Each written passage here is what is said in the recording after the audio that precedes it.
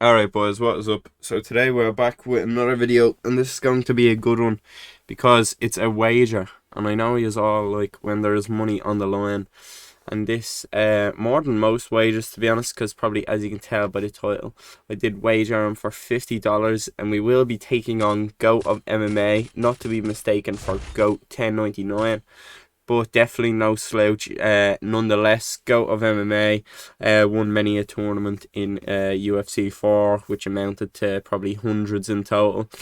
And also competes in Jakey's Nugs League and is doing quite well there as well. So definitely a tough opponent and can't be underestimated. We did play in a stand and bang, and it was a best of three. So let's get straight into it. It was a good competitive fight, as I said, and for $50, good decent chunk on the line here, so definitely something I wanted to sit up for and concentrate. I just came off of Call of Duty, hadn't been playing much UFC, so definitely you'll see slightly a bit cold here, a bit rusty, especially considering I'm not played on PS as well in a couple of weeks, and I was jumping straight onto it. One thing he does is he does a good job of keeping me on the end of his strikes. He's popping that jab out there as you see him, jab straight, and then mixing it up between the jab hook. There we go, he's kind of just catching me on the end of my combos. I try and pull back there, but just not quick enough on it. See, there we go, talking about that jab straight that he's been thrown, but unfortunately the slip straight actually does no damage. There, catch me with another jab straight. So I just kind of need to slow this fight down at this point because, I'm making it a bit too brawly. There we go, pull is pulled, but I make no use of it. I should be pull body uppercutting there, and if I'm not pull body uppercutting, I need to be pull straight in there. They are both the best kind of counters to people that like to pull your pulls. And then he pull hooks a front kick. I mean, you cannot write it. This fight was just not going my way so far. But we do make some adjustments. Had Blake Tyler and Blake Tyler and No Mercy, better known as 3-piece, and with a soda in the ear as well. So good corner to have. Blake telling me little adjustments down into the second round here because I don't think I was really watching, and it just reminded me a couple of things that GOAT isn't the best with dealing with, or just ways I can kind of just put it on him and be a little bit more better offensively. And then being better offensively, I turned out to be a lot better defensively as well, because he was just busy worrying about what I was doing as opposed to kind of the opposite. We nearly traded roles, so you're going to see that kind of coming into the second round here. But yeah, good round so far for him. As I said, kind of a bit rusty, bit cold, and he's been able to tag me up. It's only going to take place in lightweight as well. Is a best of three too, so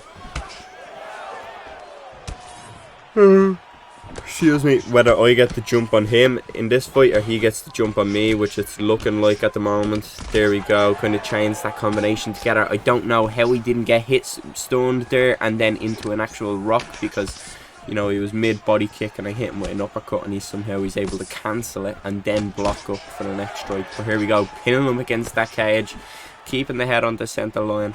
I'm also doing a lot better with range now as well. There we go. Yeah, nice.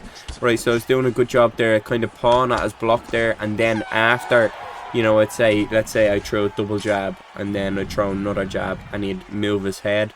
Then that's when I'd throw the combination that I wanted, because he's already kind of made that head movement.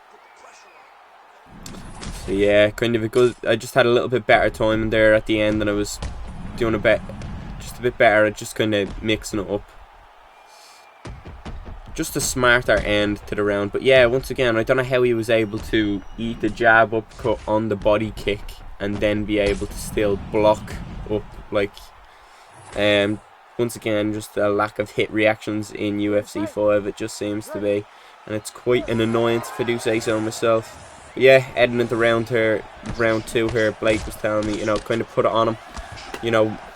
One thing I was doing a little bit too much in this fight was I was punching into range instead of walking into range and then fighting from there. And yeah, I feel like that's why I was getting caught with so many 1-2s, because I was trying to kind of jab my way into the pocket. I was trying to, you know, lead hook my way into the pocket, but instead I try and walk into his face a little bit more and then kind of paw at the block and try and, you know, make him miss. There we go, as you see, and I kind of double jabbed him, but then I just held my block up, made him throw, and I came back straight after. Also, I'm using more block movement. I'm not going for as many counters as much as I am just kind of concerned trying to dodge his strikes. Nice head movement by him, and actually gets a slip elbow off. But I'm putting the pressure on him, as I said. I'm being very, very careful of the strikes. I'm trying 1-2 head kick, gets the drop. I felt like he wasn't moving his head too much after that 1-2 head kick. Pulls straight, unfortunately gets sponged. Blake was telling me, put it on him, don't let him off. There we go. I'm quick with the pulls, but they're missed opportunities, you know. Nice slip straight by him, but another rock. Boom. Rear hook. There we go. Able to read his head movement pattern decently there. But yeah, the second round was just completely different to the first round. It was just, yeah, polar opposite. Just some nice adjustments made. You know, availed me. Or, you know, helped me just to be able to, you know, just get that second round under lock, and was able to just put the pressure on.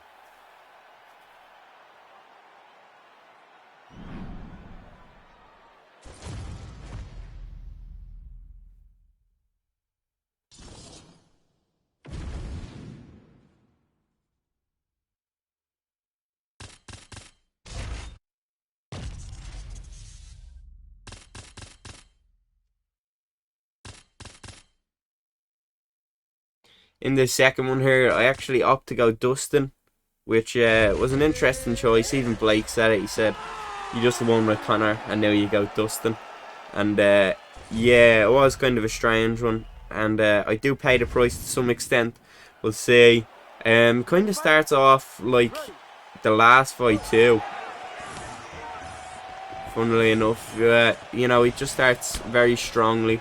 Starts catching me off the bat.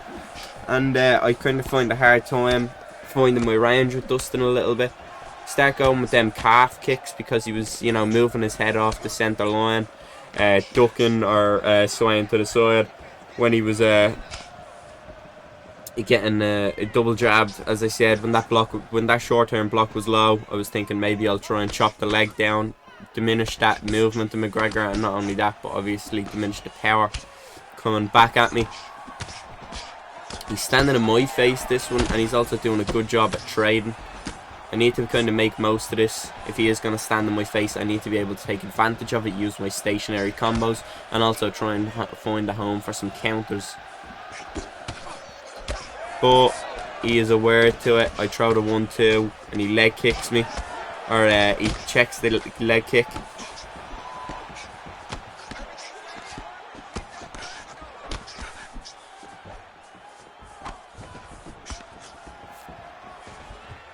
Two minutes into the first round here. As I said, oh, unfortunate though. I was hoping he would pull straight me, and he does not.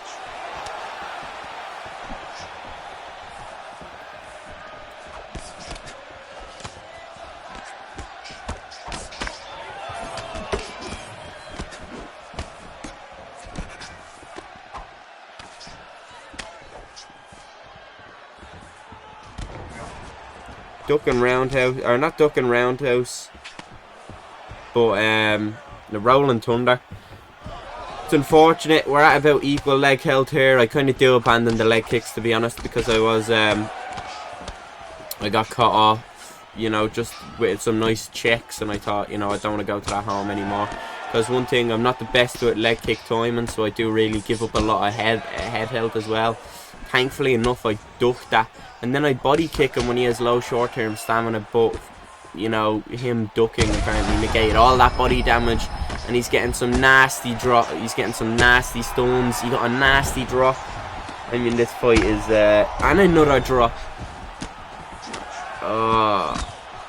In a fight for 50, this is not the way I wanted the fight to go. But however, A nice slip elbow counter by him again. I start sticking it on him, which is the exact opposite of what I want to do. But then I realise, alright,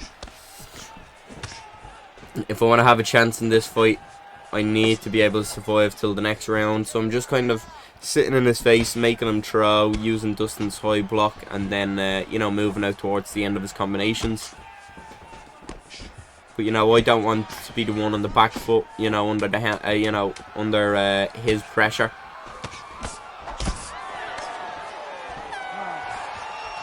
There we go. There we go. 2 stuns, 2 knockdowns. He had 20 total, I believe, to my 13. Or maybe that might have been actually significance, I believe. Because he was pinging my head around like there was no tomorrow, sadly. And yeah, 2 stuns, 2 knockdowns. Also a big head health, you know, just deficit in general. But it's not over yet. We made some decent oh yeah, like I said, we made some decent reads after a single uppercut. Kind of when he got rocked, I uppercutted him again, and yeah, he ducked into that one that time. I thought he probably thought I was gonna go for jab, uppercut, hook, but no, I went for jab, uppercut, uppercut. So yeah, finding my footing in this fight finally. Maybe a little bit too late here. Beautiful. Able to catch him nicely there as well. Not giving him an opportunity to pull counter us too, which is always nice and quick on the pull counters, thankfully enough. But that uppercut just tracked me. It was a perfect, beautiful pull out, slip elbow. But that's what I'm talking about. I was pawing at that jab, and then when he moved his head, I was going after. And it's a beautiful example of that. Rare uppercut after he tries to slip. You know, I throw the uppercut after when his head's returned to the center line. Getting dangerous here in the pocket with all these pull counters. But I'm not backing away, especially after that last round. I got to keep this momentum under my belt. I can't let him have any reset button, as he let me kind of, you know, going between the first and the second round. He should have killed me when he had the chance. This is an intense fight, as I said. 2-1. It's 1-0. Bang though. I did not expect that. I can't lie. When I was playing this fight, I thought, you know, this fight's basically on a razor's edge, or it's on a knife's edge, because what he done to me in round 1, I was doing to him in round 2. But beautiful, he goes for a rare hook, and I just beat him to it. The punch with the jab, rare uppercut at Dustin Poirier, and knock out McGregor. So beautiful, $50 secured in the bag. A good set overall, to be honest. Good fights. He used to cheese a lot in UFC 4, but seems as though he's turned a new leaf doing standing bang wagers, and to be honest, he made a really good account of himself there though. You know, obviously started off the first fight really strong, started off the second fight even stronger, but thankfully enough, some adjustments and me not panicking and just kind of thinking, alright, this fight's a throwaway. I was able to kind of settle back in. I survived the first round, weathered the storm, came back, nice counters, and then yeah, I was just able to piece my combinations together really well. I was able to just kind of, you know, the snowball effect. Once he got up, I was jabbing his block, I was lead hooking his block. He tried to duck, and then as soon as, you know, I seen he tried to duck, I'd hit him back up top after his head, you know, went back to its stationary position. And yeah, I was just able to kind of put it on him from there. There we go though. In the first round, he had 2 stuns, 2 knockdowns, and then in the second, I completely flipped that and got 2 stuns, 3 knockdowns. So yeah, some nice adjustments. Shows you the fight's not over until it's over. Especially after that second one there. But yeah, there we go, boys. If you have liked, a like would be appreciated, and if you haven't already subscribed, would be much recommended that you do so. Appreciate you all for watching once again, and yeah, peace out.